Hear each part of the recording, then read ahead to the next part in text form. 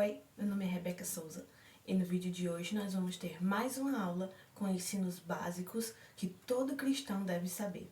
E a aula de hoje é a aula de número 10, cujo tema é a diferença entre a graça e a lei. Hoje nós vamos ver a diferença entre a graça e a lei. Será que no Velho Testamento se salvava pela lei, pela obediência à lei, e agora no Novo é pela graça? O que significa a lei? Que lei é essa? Quem foi que trouxe essa lei? E o que significa graça? Quem foi que trouxe essa graça? O que é viver na graça?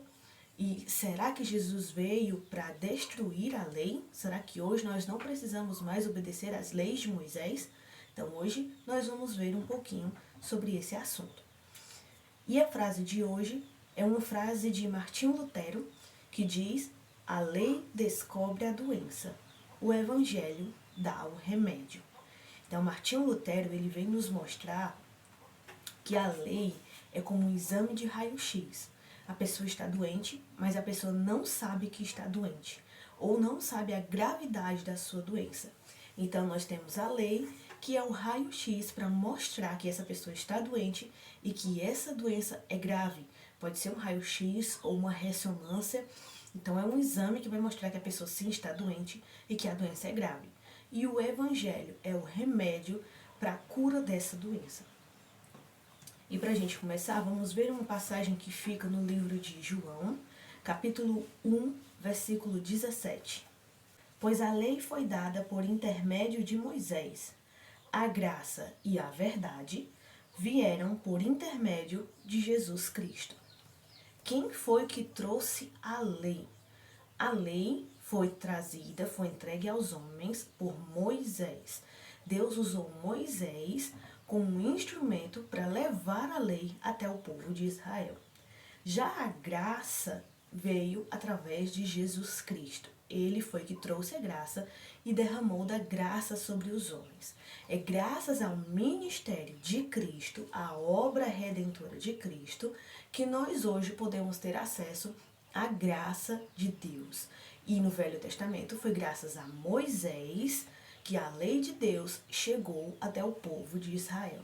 Esses dois homens, eles serviram como um instrumento para poder mostrar aos homens aquilo que Deus queria entregar naquele tempo.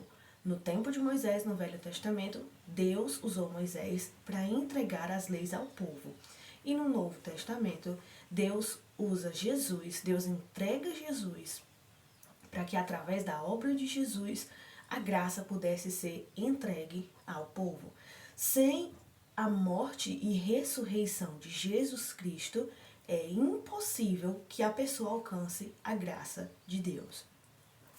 E vamos ver também uma passagem que fica no livro de Atos, capítulo 13, versículo 39, que diz: por meio dele quem? Jesus. Vamos ver um versículo anterior para a gente ver que é por meio de Jesus, que é de Jesus que Lucas está falando aqui nessa passagem. O versículo 38 diz: portanto, irmãos, quero que saibam que mediante Jesus, que lhes é proclamado o perdão dos pecados. Aí 39, por meio dele quem? Jesus, todo aquele que crê é justificado de todas as coisas das quais não podiam ser justificados pela lei de Moisés. Então, aqui Lucas vem nos mostrar que a lei de Moisés não poderia justificar o homem. Para o homem ser justificado, tem que ser através da obra de Cristo, da graça. E o que é a lei? Vamos ver aqui uma definição de o que é a lei de Moisés. O que significa a lei? Conjunto de regras civis, religiosas e morais dada por Deus a Moisés para que a nação de Israel convivesse bem e em santidade. Esse conjunto de regras diferenciava Israel do restante dos povos. Então Deus entrega a Moisés as leis. Quantas leis Deus entregou a Moisés? Foi apenas os 10 mandamentos? Não. Deus entregou a Moisés 613 leis que o povo de Israel deveria observar para que assim pudesse cumprir a vontade de Deus. Essas leis, de acordo com a tradição judaica, elas estão escritas na Torá. O que é a Torá?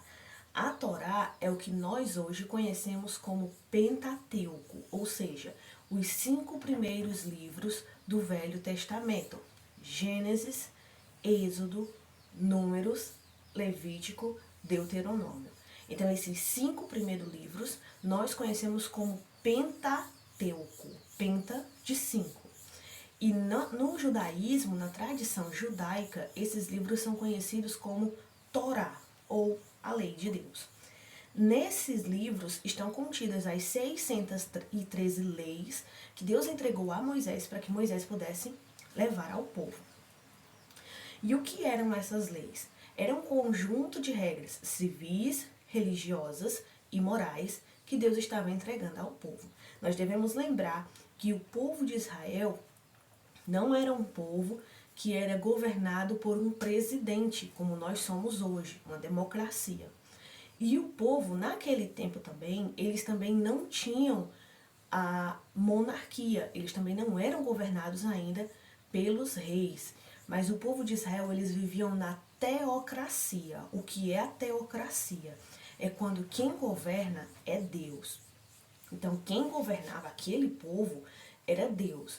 Portanto, Deus entregou ao povo regras civis, religiosas e morais para que o povo pudesse viver bem. Essas regras diferenciavam o povo de Israel do restante dos povos. Todos os outros povos tinham regras que eram até incomuns uns entre os outros, mas o povo de Israel era um povo muito diferente. A primeira diferença e a maior de todas é que o povo de Israel, ele adorava apenas um Deus. Ele só tinha um Deus, diferente dos outros povos que tinham vários deuses. Hoje em dia, nós temos três principais religiões que são monoteístas. O que significa ser monoteísta? Monoteísta é aquele que adora somente um Deus. E isso nós temos, nessa classe, nós temos os muçulmanos, nós temos os judeus e nós temos os cristãos. Essas 3 religiões, elas são monoteístas, elas adoram apenas um Deus. E todas as 3 religiões, elas vêm de apenas um único homem, um único povo, que é o povo de Israel. E começou tudo com aquelas leis que foram entregues por Deus a Moisés. Elas são divididas entre civis, religiosas e morais. Mas o que significa isso? As leis civis ou judiciais eram o que regulamentava regras sociais e criminais perante a nação de Israel. Então, as regras que diziam, olha, você não pode cometer o crime tal, sob a pena disso, disso e disso. E o crime, por exemplo, de furto, teria a pena disso, disso e disso. Então, essas leis também fazem parte das 613 leis que Deus entregou a Moisés para que Moisés pudesse entregar ao povo. São as leis civis, as leis judiciais. Como aquele povo, eles não possuíam um rei ou um presidente, mas quem governava aquele povo era unicamente Deus, e ele mostrava a sua vontade através dos sacerdotes. Então, Deus, como governante daquele povo, instituiu leis civis, judiciais, para que aquele povo vivesse bem, que eles pudessem viver bem uns com os outros, cada um com seus direitos e cada um com os seus deveres. Era a legislação de Israel. Entre as 613 leis da Torá, ou Pentateuco, também tinham as leis morais. O que eram as leis morais? Eram as leis que expressavam a vontade de Deus. E nós temos, por exemplo, os 10 mandamentos. Eles resumem as leis morais. Você vai adorar apenas a um Deus. Você vai se lembrar do dia de descanso para adorar o Senhor. Você não vai tomar o nome de Deus em vão. Você não vai se ajoelhar e nem fazer culto para nenhuma outra pessoa, animal ou imagem que não seja o Deus de Israel. Você vai ter que respeitar os seus pais. E aliás, este é o primeiro mandamento com promessa: honra teu pai e tua mãe para que se prolonguem os teus dias na terra. Você não vai trair, você não vai mentir, você não vai roubar, você não vai matar, você não vai cobiçar aquilo que pertence ao seu próximo. Então, essas leis são o resumo das leis morais, as que expressavam a vontade de Deus, aquilo que agradava a Deus, que Deus queria que as pessoas soubessem. Então, elas são expressas através das leis morais. E também havia as leis religiosas ou cerimoniais. Essas leis, elas se referiam aos rituais religiosos e aos sacrifícios. As leis que diziam que você tem que entregar um bode e tem que sacrificá-lo dessa tal maneira e tem que ser nesse período do ano e tem que ser essa determinada pessoa e essa determinada pessoa ela tem que se purificar e se consagrar dessa maneira, e os óleos que vão ser usados, os incensos, as cortinas, os objetos do templo vão ter que ser preparados e purificados dessa tal maneira. E também vai ter o sacrifício pela oferta de culpas, que você, pela oferta, o sacrifício que você fez pelos pecados que você fez porque quis, sacrifício pelos pecados que você fez sem querer, sacrifício de ofertas de gratidão, sacrifícios de oferta para pagar um voto. Então, essas regras eram as cerimoniais ou religiosas. Elas falavam acerca dos rituais religiosos e dos sacrifícios que o povo de Israel fazia no tabernáculo e depois também no templo de Israel. E o que é graça? A graça significa favor imerecido de Deus, ou seja, o presente que Deus dá a pessoas que não merecem esse presente. Isso é a graça. Nós não merecemos a graça de Deus, não merecemos a salvação, não merecemos o perdão de Deus, mas Deus nos dá essas coisas de graça, mesmo que nós não mereçamos. A única coisa que nós temos que fazer é crer. É Deus não, o que é graça? É Deus não dando ao homem o que ele merece, que no caso é o inferno, a condenação eterna, e dando ao homem o que ele não merece, que no caso é a salvação e perdão de pecados. Então, às vezes as pessoas dizem: Deus, me dá o que eu mereço. Senhor, eu mereço isso. Senhor, eu merecia chegar ali naquele lugar. Mas quando nós dissemos: Deus, me dá o que eu mereço, é a mesma coisa da gente dizer para Deus: Deus, me lança na condenação do inferno. Porque o que nós merecemos é a miséria, é a condenação ao inferno. Nós não merecemos a graça de Deus, a salvação, a cura, as suas misericórdias, os alimentos. Nós não merecemos nem amanhecer com vida. Deus dá todas essas coisas para nós através de sua graça, porque pela sua soberana e misericordiosa vontade, pelo seu grande amor com que ele nos amou, ele nos dá vida através do seu Filho, e nós não merecemos isso. A graça sempre esteve presente nas Escrituras. Nunca nenhum homem foi salvo pelas obras da lei, e sim pela fé. No Velho Testamento, não se era salvo através de obedecer às regras da lei. Também era salvo pela fé. Apesar de no Velho Testamento só haver 2 vezes a palavra fé, mas tem várias outras palavras como confiança, esperar, se entregar, descansar, várias outras palavras no Velho Testamento que trazem o mesmo sentido de fé, apesar de especificamente a palavra fé só se encontrar em 2 passagens no Velho Testamento. O Novo Testamento, ele veio apenas nos explicar melhor o que é a fé. Ele veio nos mostrar melhor o que é a fé. Se as pessoas no Velho Testamento ainda não entendiam bem o que era fé, até porque muitas profecias ainda não haviam sido cumpridas para que pudesse mesmo se entender o que era que Deus queria dizer, o que era que Deus queria, mas também no Velho Testamento as pessoas foram salvas pela fé. o livro de Romanos e o livro de Hebreus, a carta aos Romanos e a carta aos Hebreus, elas vêm nos mostrar que sim, as pessoas no Velho Testamento foram salvas mediante a fé. Hebreus capítulo 11 vem nos mostrar a galeria dos heróis da fé. E nessa galeria nós entregamos várias pessoas que foram salvas por Deus através da fé.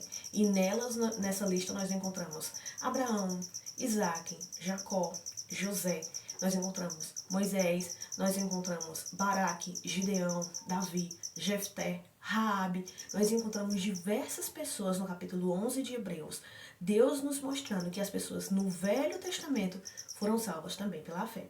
No livro de Romanos, na carta aos Romanos, nós também vemos Deus falando que as pessoas são salvas pela fé. E ali ele nos dá um exemplo, por exemplo, de Abraão. E ele diz, como que Abraão foi salvo? Será que foi por obedecer à lei? Não, porque então se Abraão fosse salvo, se ele tivesse sido salvo por obedecer à lei, e apesar de que nem lei existia no tempo de Abraão, a lei foi dada depois com Moisés, mas se Abraão fosse salvo por obedecer regras, por suas próprias obras, então seria pelo seu mérito. E aí já não seria salvação. Porque é impossível que uma pessoa seja salva através das suas próprias obras, através do seu esforço próprio. A própria Bíblia vem nos mostrar, não depende daquele que quer e nem daquele que corre, mas de Deus que usa da sua misericórdia. Então ela nos diz, Abraão foi salvo pela fé. Ele confiou em Deus e isso lhe foi creditado como justiça. Foi assim que Abraão foi justificado, por confiar em Deus. E é o mesmo sentido de ter fé em Deus. Abraão creu e por isso ele foi justificado. E qual é a diferença entre a graça e a lei? A lei foi dada por Moisés e a graça foi dada por Cristo. Isso nós já vimos. A lei veio para Israel e a graça veio a todos os povos. Por que a lei veio para Israel e a graça para todos os povos? Note que a graça veio para todos os povos. Todos os povos, isso inclui também Israel. Isso significa que no Velho Testamento Deus revelava sua vontade através da lei.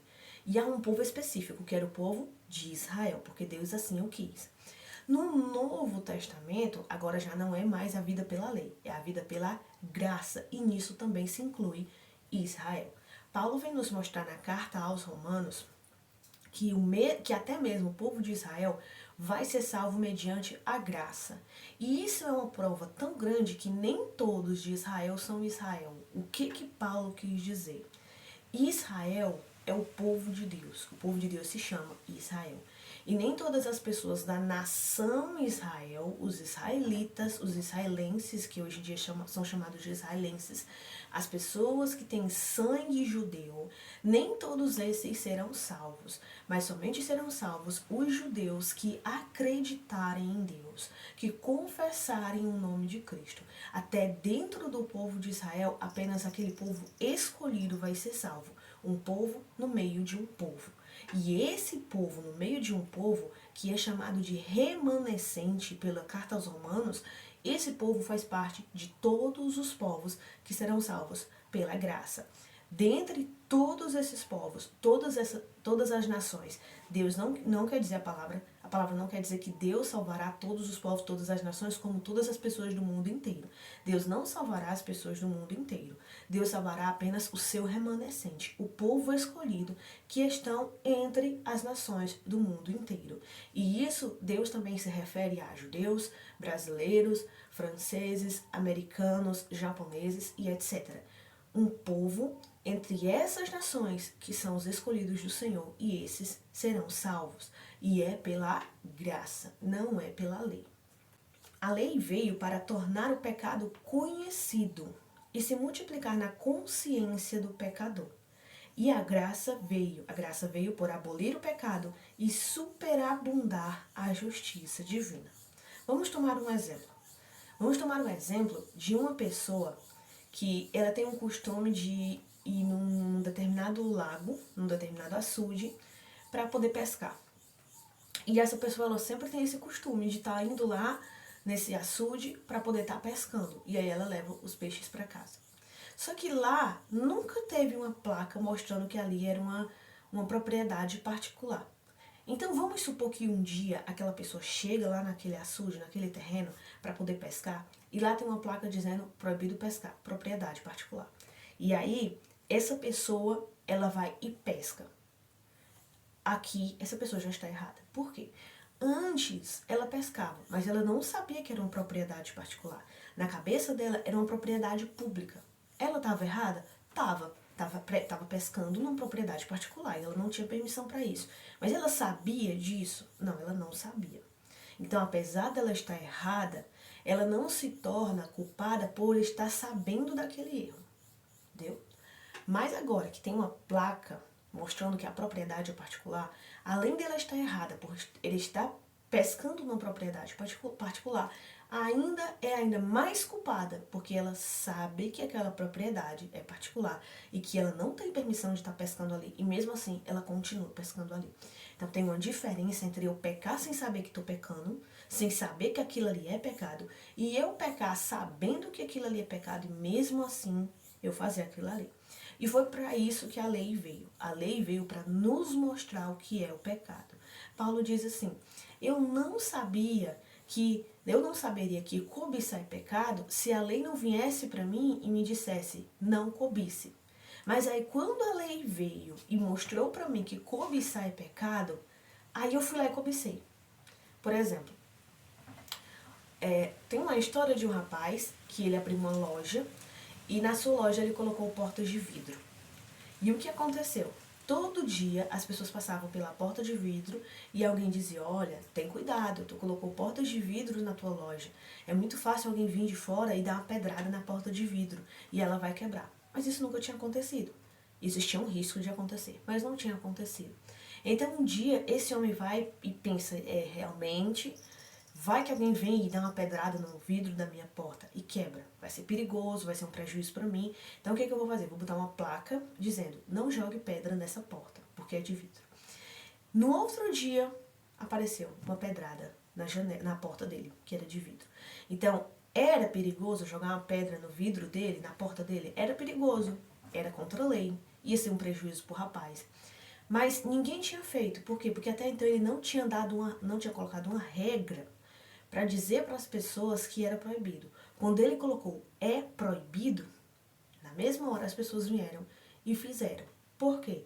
Porque como o ser humano, ele é pecador de natureza, por natureza, e a sua inclinação é fazer o mal, quando ele vê uma regra que diz não faça, ele tem mais vontade ainda de fazer. E se ele vê uma regra e ele não quer fazer aquilo ali, a partir do momento que ele vê a regra, ele tem vontade de fazer e ele vai lá e faz. Uma outra história é, por exemplo, de uma professora da escola bíblica que ensinava numa classe de adolescentes. E ela chega para aqueles adolescentes e ela diz assim: vocês leem a Bíblia? E alguns disseram: eu leio. E disse: vocês já leram um livro de Cantares? E aí: não lemos o livro de Cantares. A gente sabe que muita gente nem lê a Bíblia, né? Mas aí, imagina então um adolescente. Mas aí esses adolescentes disseram para ela que liam uma vez por outra, mas não tinham lido ainda o livro de Cantares. E ela diz assim: olha, não leiam o livro de Cantares, porque o livro de Cantares, ele não dá para a idade de vocês. O que foi que as crianças fizeram? Os adolescentes, assim que chegaram em casa, foram ler o livro de Cantares. Então eles não tinham vontade de fazer aquilo ali até o momento que eles souberam que aquilo era pecado, que aquilo era errado. Quando eles souberam que era errado, aí deu vontade de fazer e eles foram lá e fizeram. Então foi para isso que a lei de Moisés veio. Ela veio para nos mostrar o que é errado e para aumentar a força daquilo que é errado. Porque se eu faço sem saber que aquilo é errado, é um nível de gravidade. Mas quando eu faço sabendo que é errado, então a minha culpa já é bem maior. É muito maior quando eu sei que eu estou fazendo errado. E a lei veio para isso, para nos tornar mais culpados ainda. A lei veio para dizer: você é pecador, você só faz coisa errada. Você quer ver como você só faz coisa errada? Olha, isso aqui é proibido, tá vendo? É proibido. A lei de Deus diz que não pode fazer. Mas olha como você faz, tá vendo? Agora você vai fazer, só porque eu te disse que era proibido. Porque como é proibido tu ter vontade de fazer. Então a lei veio para nos mostrar que uma coisa é errado e para aumentar a nossa culpa diante daquela coisa errada. A lei era passageira, já a graça é eterna. E por que a lei era passageira? Vamos ver aqui Romanos 10, versículo 4. Porque o fim da lei é Cristo para a justificação de todo o que crê. Então, olha o que Romanos nos diz bem aqui, o fim da lei. A lei terminou. Ali o propósito da lei, o objetivo da lei, acabou. O fim da lei é Cristo. Lembra o que foi que Cristo disse na cruz antes de morrer, antes de entregar o seu Espírito ao Pai? O que ele disse? Está consumado. E entregou ao Pai o seu Espírito. Está consumado era o mesmo que ele dizer está completado, está cumprido. Então, que a lei dizia que haveria de ser feito, Jesus cumpriu. Jesus fez tudo o que a lei dizia que tinha que ser feito. E aí, quando ele morreu, foi tudo cumprido. E pronto, o período da lei passou. Vamos ver também o que diz em 2 Coríntios, capítulo 3, versículo 11. E se o que estava se desvanecendo se manifestou com glória, quanto maior será a glória daquele que permanece. Então, olha aqui. Se o que estava se desvanecendo se manifestou com glória. O que era que estava se desvanecendo? A lei que Deus havia dado no Velho Testamento. O propósito da lei. Mostrar para o homem que ele é pecador e assim fazer o pecado ficar mais forte nele, a culpa ficar maior para ele poder ser condenado. Por isso que diz que a lei trazia condenação. Então, aqui ele diz, o que estava se desvanecendo se manifestou com glória. Se o que estava se desvanecendo se manifestou com glória, quanto maior será aquilo que permanece? Quanto maior será a glória do que permanece?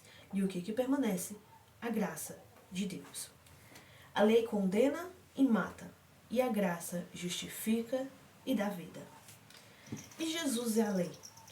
Muitos dizem que Jesus veio para abolir a lei, acabar com a lei. O que significa isso? Será que Jesus veio acabar com a lei?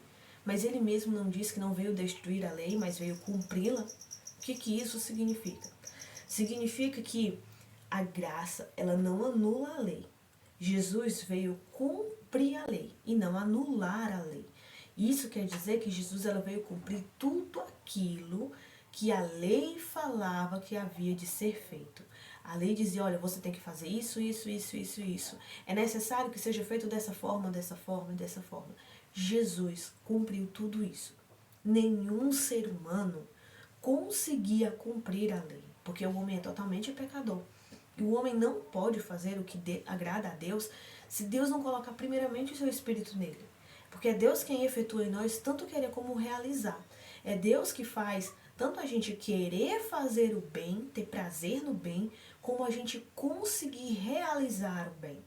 Sem o Espírito Santo, nós até podemos, com a nossa visão distorcida, conseguir discernir o que é bom e o que é mal.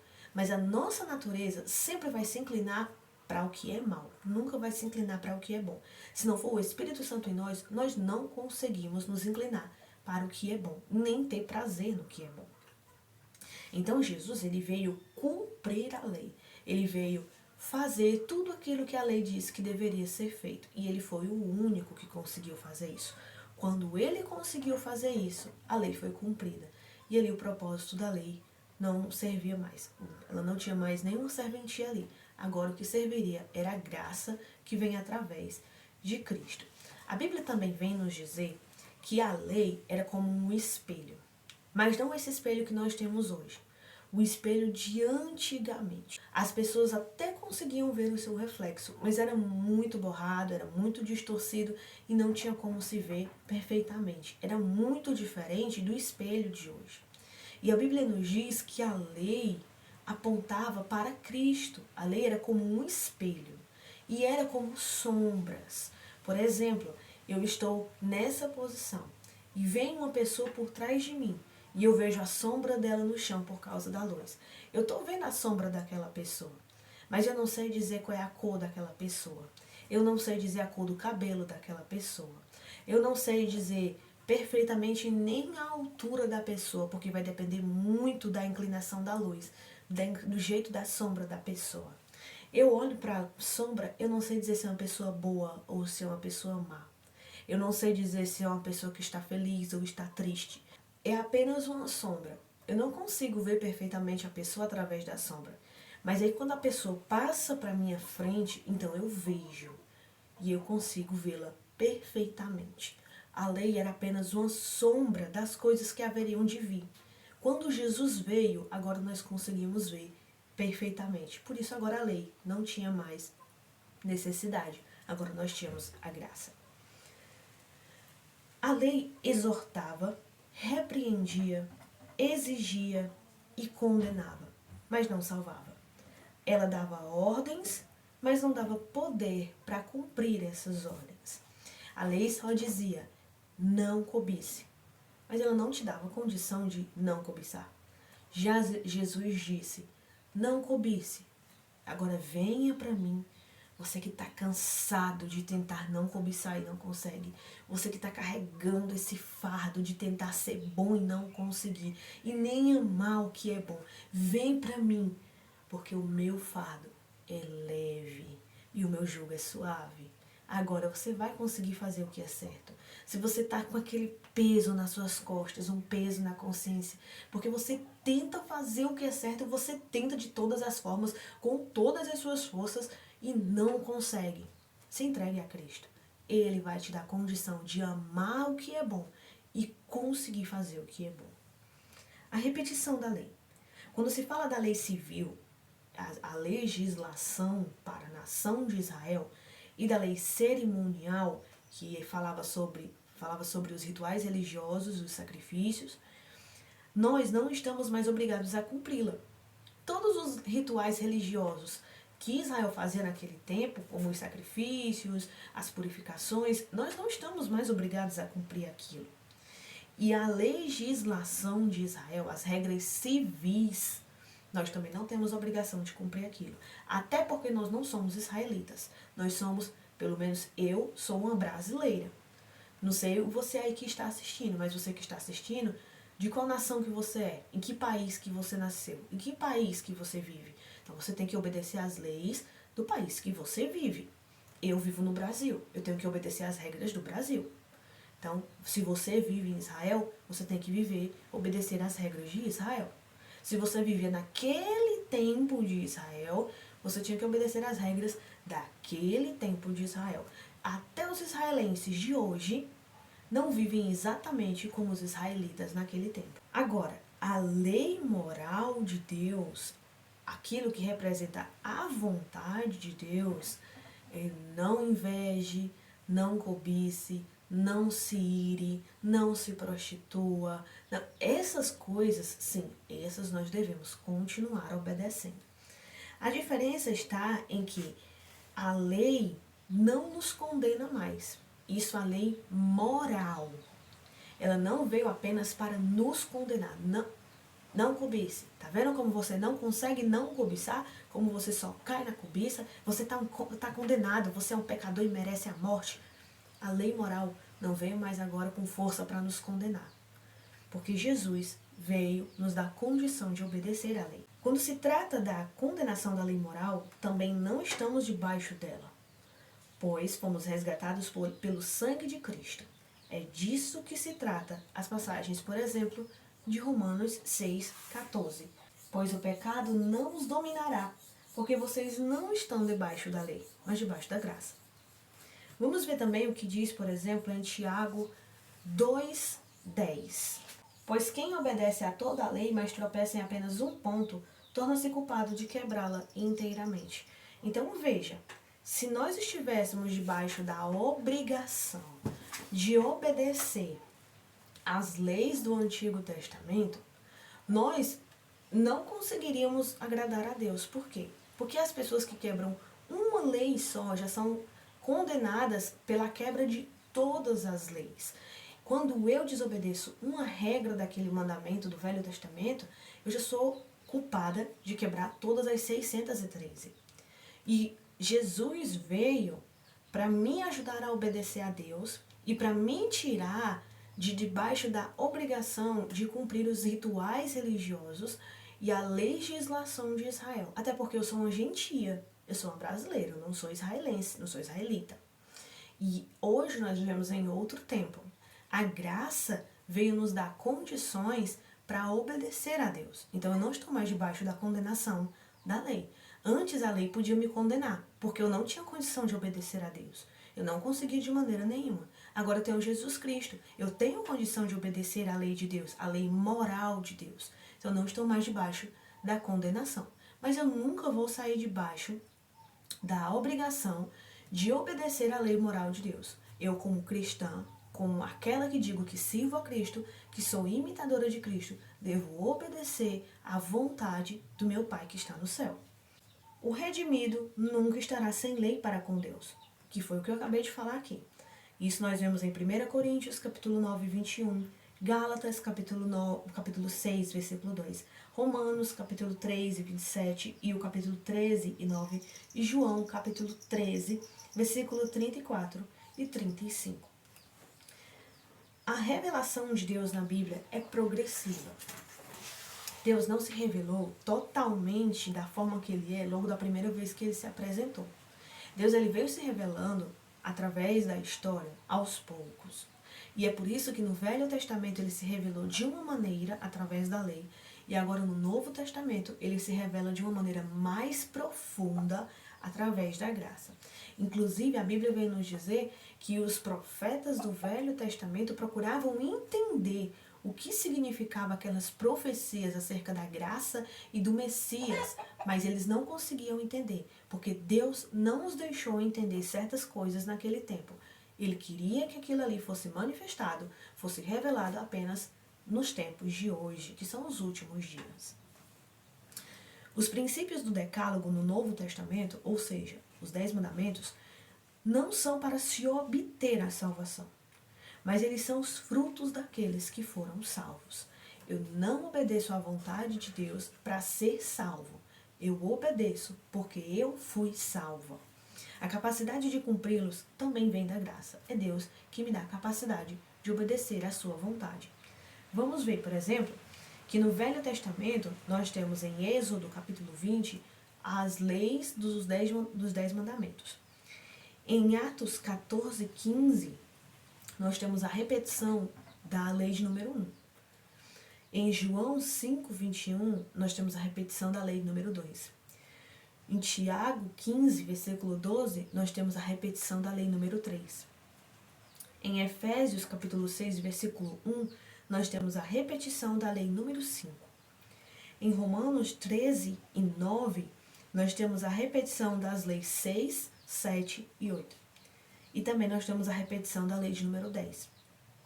E em Colossenses 3, 9, nós temos a repetição da lei de número 9. A lei de número 1, que diz que eu só devo adorar apenas a um Deus, somente ao Senhor, Criador da criação, o Senhor do universo, ela se repete 50 vezes no Novo Testamento. A lei que diz que eu não devo adorar e nem me ajoelhar e nem prestar culto a nenhum outro ser que não seja Deus, se repete 12 vezes no Novo Testamento. A lei que diz que eu não devo levantar o nome de Deus em vão, levar o nome de Deus em vão, se repete 4 vezes no Novo Testamento. A lei de número 6, 6 vezes. A lei de número 7, 12 vezes. A lei de número 8, 6 vezes. A lei de número 9, 4 vezes. A lei de número 10, 9 vezes. Agora nós percebemos aqui que eu não disse que no Novo Testamento nós vemos a repetição da lei de número 4. Lembra do dia de sábado para o santificar. Por quê? Porque o sábado era transitório. O dia específico do sábado era transitório. Vamos ver o que diz em Oséias, capítulo 2, versículo 11. Que diz assim: acabarei com a sua alegria, suas festas anuais, suas luas novas, seus dias de sábado e todas as suas festas fixas. Aqui nós vemos uma profecia falando que um dia a guarda específica do sábado seria tirada. Não seria mais obrigatória o sábado especificamente. Eu só posso guardar se for o sábado. Ah, mas se eu trabalho a minha folga na quarta-feira? Não posso. Tem que ser no sábado. Não. Aqui Oséias diz que um dia a guarda obrigatória especificamente do dia do sábado acabaria. Por quê? Porque o sábado era uma sombra. um espelho. O sábado apontava para Cristo. O sábado, ele fala sobre o descanso. Você trabalhou 6 dias, agora tire um dia para descansar. Tire um dia para se dedicar a Deus. E Cristo é o sábado. Sábado, ele aponta para Cristo. Cristo é aquele que nos dá descanso em Deus. Cristo é aquele que nos dá descanso dos pecados. Cristo é aquele que nos dá descanso dessa vida tão dura aqui na terra corrompida. Cristo é aquele que me ajuda a adorar inteiramente a Deus, seja na segunda, na terça, na quarta, na quinta, na sexta, no sábado ou no domingo. Com Cristo eu não guardo mais apenas o sábado. Com Cristo eu guardo todos os dias, as 24 horas do meu dia. Os cristãos da igreja primitiva guardavam o domingo, por alguns motivos. Jesus ressuscitou no domingo. A revelação de Apocalipse a João veio no domingo. Então, várias coisas aconteceram no domingo. E nós podemos ver, por exemplo, que as reuniões de adoração nas casas eram no domingo. Quando eles se reuniam para coletar as ofertas, para poder entregar para ajudar as outras pessoas, era no domingo. A ceia do Senhor era no domingo. Então, a igreja primitiva começou a guardar o domingo. Porém, o domingo, ele não se tornou obrigatório e nem substituiu o sábado da lei. Por exemplo, antes eu era obrigada a guardar especificamente o sábado. Hoje eu sou obrigada a guardar especificamente o domingo. Não, porque o sábado apontava para Cristo. E se hoje Cristo veio, eu não preciso mais da sombra que aponta para Ele, porque eu vejo Ele, eu vejo aquele que é perfeito, eu vejo perfeitamente. Cristo é o meu descanso. E por causa de Cristo, olha como é até maior. Se antes eu guardava apenas o sábado para descansar e adorar a Deus, agora eu guardo todos os dias da minha semana, porque agora eu tenho Cristo e as minhas 24 horas de todos os meus dias são entregues a Ele, são dedicadas a Ele. Nem o domingo, nem o sábado são mais importantes um do que o outro. Todos têm o mesmo valor, todos os dias são iguais para Deus. Agora, alguns extremos que nós devemos ter cuidado. Devemos ter cuidado com os extremos. O legalismo e a hipergraça, ou a libertinagem. O que é que isso quer dizer? Algumas pessoas querem obedecer às regras ainda do Velho Testamento hoje em dia, alguns cristãos. E não só as regras, as 613 leis, as regras, que na verdade para eles deveria guardar todas, porque se quer guardar uma, tem que guardar todas. Não é o que o Tiago nos diz? Se eu quebrar só uma, eu não sou culpado de quebrar todas. Então, se eu quero obedecer uma, eu tenho que obedecer a todas as regras da lei. Que, inclusive, fala, por exemplo, daquela que a mulher que era pega em adultério deveria ser apedrejada. Se alguém quer guardar uma regra do Velho Testamento, ele não deveria guardar todas? Mas não, eles só guardam as que convêm. As que não convêm, não importa. E, além dessas, eles ainda criam outras regras, como, por exemplo, a regra de que um homem não pode usar bermuda, porque se ele usar uma bermuda, ele vai ser disciplinado, vai ficar sem tomar ceia durante não sei quantos meses. Isso é uma regra criada por homens, e essa regra não tem valor nenhum para santificar a pessoa. Ela tem um sentido de piedade, de santidade, mas ela não serve de nada para santificar. Então essas pessoas elas acabam caindo no extremo do legalismo, que é obedecer à lei. Se eu quebrar aquela regra, eu perdi a minha salvação. Não é isso que Cristo nos ensina. Esse legalismo ele é um meio que busca obter sua justiça própria, ou seja, ele procura obter a salvação através das próprias obras. Se eu usar uma calça comprida, eu zelo pela minha salvação. Se eu usei uma bermuda, eu já perdi a minha salvação. Então, quem é que está garantindo a minha salvação? É Cristo que está garantindo? Ou é eu que estou garantindo de acordo com o que eu visto, com o que eu uso, com o que eu faço ou deixo de fazer? Então, o legalismo, ele tenta conseguir alcançar a sua salvação e manter a sua salvação através das obras. Mas não é isso que Cristo nos ensina. Nós precisamos ter muito cuidado, principalmente com igrejas atualmente que estão trazendo o judaísmo antigo para dentro da igreja. Tem igreja que hoje em dia já trouxe até a Arca da Aliança. Agora tem a Arca da Aliança dentro do templo, em que os obreiros, ou os presbíteros, né, que para algumas igrejas os presbíteros são mais importantes, estão acima dos obreiros, e para Deus não há distinção. Apenas a distinção é apenas nas funções, porque um tem uma função de um jeito, o outro tem uma função de outro jeito, mas para Deus todo mundo é igual, não tem nenhum que é maior do que o outro. Então os presbíteros ou o pastor vem e traz a Arca da Aliança nas costas, no meio da igreja. Você vê essa cena no YouTube, procure no YouTube que você vai ver. E as pessoas se ajoelhando na frente da arca e tal, parece aquelas procissão. Deus não se agrada disso aí. Isso aí é uma idolatria. É idolatria. É o pecado da rebeldia. E essas pessoas hoje querem trazer a Arca da Aliança. Querem trazer aquele paninho branco que bota aqui, que os judeus colocavam. E agora só vai com esses panos para a igreja, para o culto.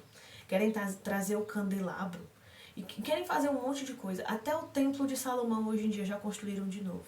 Sendo que hoje o templo nem é mais o prédio de tijolos. O templo são as pessoas. Inclusive no próprio céu, Apocalipse diz que no céu João nem viu o templo. Porque não tinha precisão de templo lá. E agora fizeram até o templo de Salomão de novo. Querendo trazer os rituais judaicos para o tempo de hoje e principalmente para um povo brasileiro. Para um povo que não é judeu. É certo que a gente pode entender que lá em Israel eles ainda guardam alguns tipos de tradições por respeito. Não por meio de se obter salvação, manter a salvação, mas por respeito. É porque lá em Israel eles são judeus. É a cultura deles, é a língua deles, é o jeito deles. Não com legalismo, vou fazer isso para obter a minha salvação, mas por respeito. É a tradição dos meus pais, a minha família viveu assim, então eu quero respeitar, então vou fazer isso aqui. Mas para o Brasil, qual a necessidade que nós temos de certas coisas no Brasil que tem em outros países? Se nós somos um país totalmente diferente, com outra língua, outra cultura, outra raça, outro clima. Que nem antigamente algumas pessoas vieram da Europa trazendo o evangelho para o Brasil, e lá na Europa é um ambiente frio. E lá eles se vestem com determinadas roupas. E quando eles chegaram aqui no Brasil, eles queriam fazer os índios se vestirem com as suas mesmas roupas. Aqui no Brasil, que é um país tropical, um país quente. Como que eu vou pedir para... Claro que a roupa, há uma frase que diz, roupa não faz o crente, mas o crente sabe se vestir. Claro que se eu sou uma cristã, eu vou me vestir com decência. Eu vou me vestir de uma forma que agrade a Deus. Eu não vou estar mostrando o meu corpo para os outros.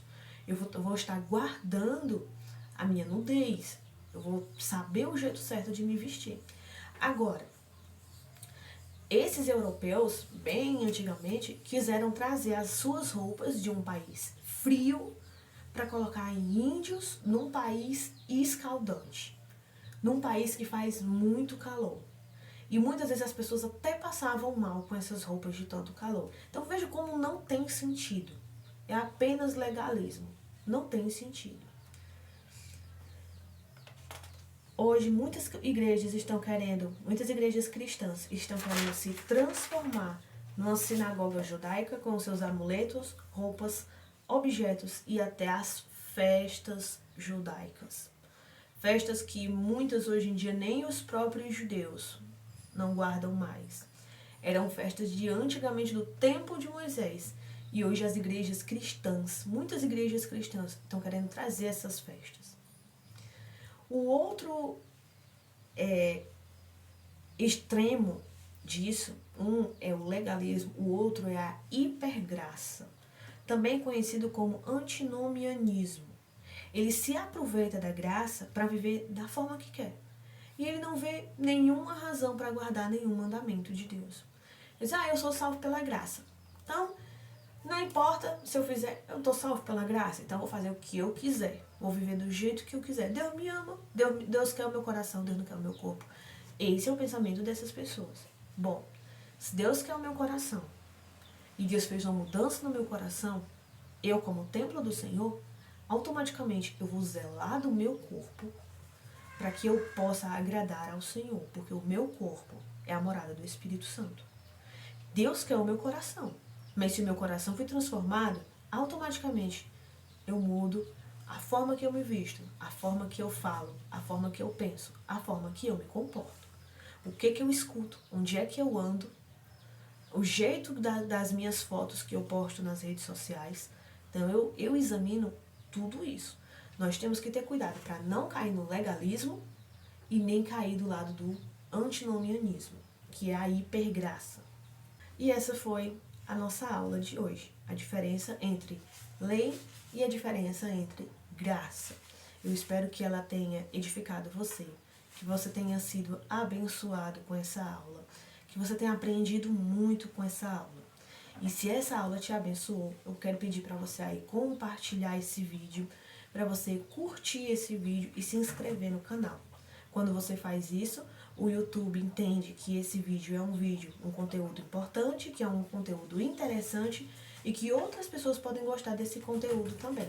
E aí ele recomenda os vídeos para outras pessoas e mais pessoas são alcançadas pelo Evangelho. Eu espero que você tenha sido edificado e até a próxima aula.